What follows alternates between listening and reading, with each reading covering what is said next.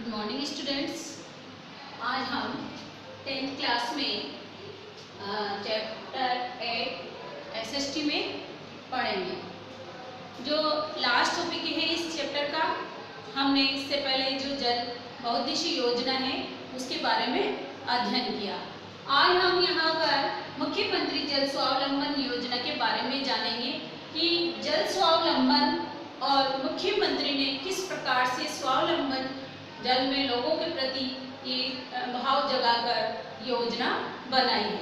इसके बारे में अध्ययन करेंगे। मुख्यमंत्री जल स्वावलंबन योजना, मुख्यमंत्री ने विभिन्न लोगों को जागरूक करके इस योजना का विकास किया है। यहाँ पर सबसे पहले हम पढ़ेंगे जल स्वावलंबन, यानी कि जल स्वावलंबन क्या है। जल स्वावलंबन के बाद मुख्यमंत्री जल स्वावलंबन योजना के बारे में पढ़ेंगे। जल स्वावलंबन जैसे कि वर्तमान भूमि में गिरते जल स्तर, क्योंकि आजकल जो हमारे भूमि का जल स्तर गिर रहा है। स्थानीय स्तर पर प्रचलित जल स्रोतों की जो दुर्दशा है, जैसे कि कुएं, बावड़ियाँ या इस प्रकार के जो परंपरागत जो जल स्रोत हैं उनकी दुर्दशा बहुत ज़्यादा क्षीण हो रही है। यहाँ पर इन दुर्दशा को सुधारने के लिए और जल स्रोतों को सुधारने के लिए, मरम्मत के लिए इस प्रकार हम जल स्वावलंबन, लोगों में इस प्रकार की भावना जागृत करनी है। जैसे जो हमारे प्राचीन जल स्रोत हैं उन स्रोतों को मरम्मत करके ठीक किया जा सकता है। वर्षा जल को संग्रहित करके इस प्रकार जल स्रोतों को बनाकर, नए जैसे बांध बनाकर पानी के जल को पानी को बचा सकते हैं। और तथा बड़े बड़े बांधों और बढ़ती जो मिट्टी की गाद है, जैसे कि नदियों के द्वारा जो मिट्टी की गाद बहाकर लाई जाती है, उनको हटाकर हम जल स्रोतों को ठीक कर सकते हैं। इस प्रकार इस कारण जल संकट का जो विकट जो परिस्थितियां हैं हमारे सामने, उन परिस्थितियों को हम सही कर सकते हैं। क्योंकि हमारे पास आजकल जो भूमिगत जल स्तर इतना कम होता जा रहा है, जल की कमी हो रही है, जल का जो संकट है उस संकट से जूझने के लिए हमें जल स्वावलंबन कार्यक्रम को सफल बनाना है। इसी तरह से बढ़ती जनसंख्या, क्योंकि हमारे भारत की जनसंख्या इतनी तीव्र गति से बढ़ रही है, उस जनसंख्या के अकॉर्डिंग जल की प्राप्ति होना जरूरी है। जब तक हम जल स्वावलंबन कार्यक्रम या जल का स्वावलंबन नहीं करेंगे या उसको बचाकर नहीं रखेंगे, विभिन्न जल स्रोतों की मरम्मत करके या उनको विभिन्न प्रकार से रख रखाव करके बचाकर रखकर हम इस प्रकार जल स्वावलंबन कर सकते हैं।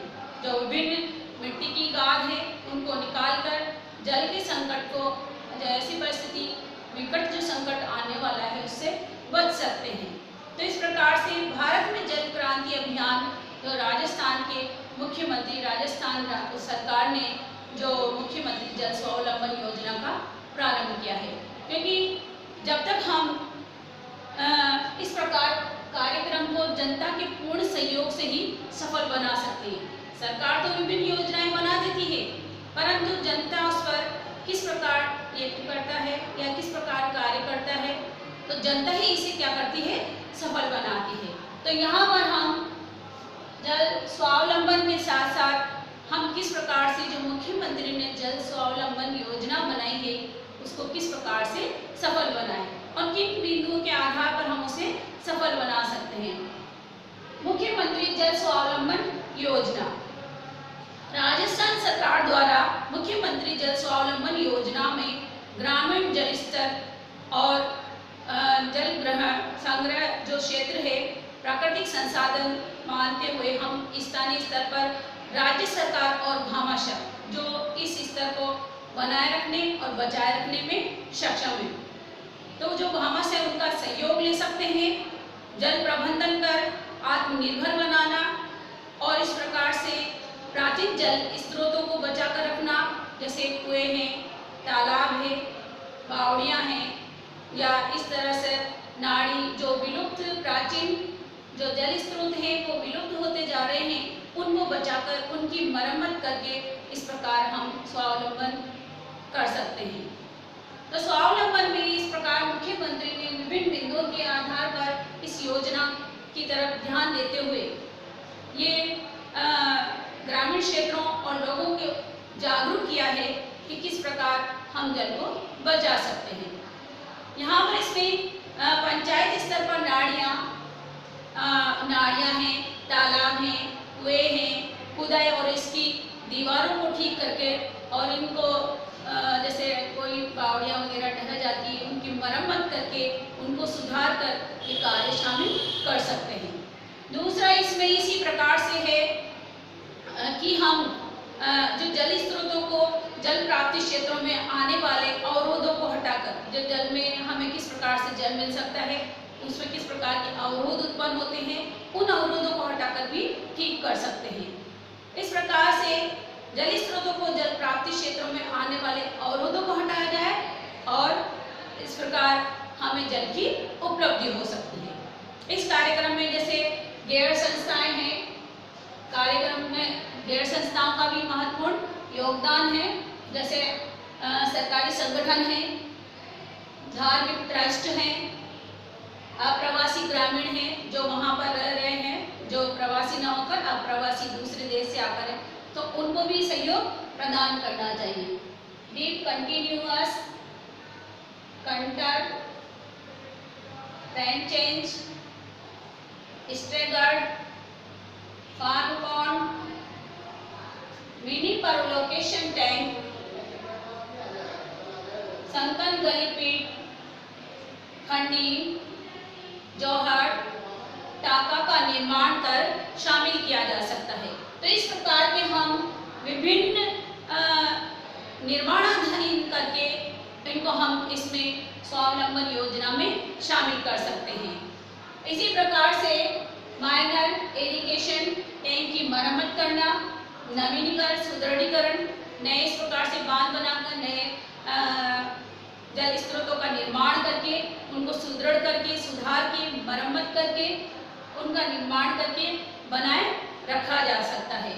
यहाँ पर हम ग्रामीण क्षेत्रों को किस प्रकार से जागृत कर सकते हैं, ग्रामीण क्षेत्रों को भी हम नुक्कड़ नाटक के माध्यम से नाटकों को हम मंचित करके और जनता को अवगत करा सकते हैं, नागरिकों को अवगत करा सकते हैं और जो नागरिक हैं उन्हें इस बारे में बता सकते हैं कि जल हमारे लिए कितना उपयोगी है और जल के बारे में स्वावलंबन बनाने के लिए लोगों को आगे आने का मौका दे सकते हैं, उन्हें समझा सकते हैं। तो नुक्कड़ नाटक कुछ मेलों के माध्यम में, मेलों में भी इस प्रकार का प्रदर्शन करके जल का प्रदर्शन करके किस प्रकार हम जल को बचा सकते हैं तो लोगों को जागरूक कर सकते हैं। रैलियों के माध्यम से गली में या हमारे अलग अलग क्षेत्रों में रैलियों के माध्यम से भी लोगों को जागृत किया जा सकता है।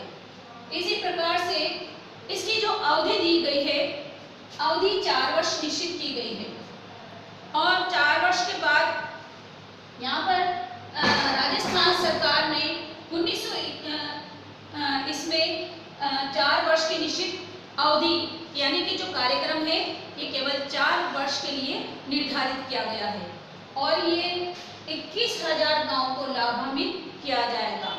अगर इस प्रकार हम स्वावलंबन जल के अनुसार जल को बचाते हैं तो 21,000 गाँव को लाभान्वित किया जा सकता है।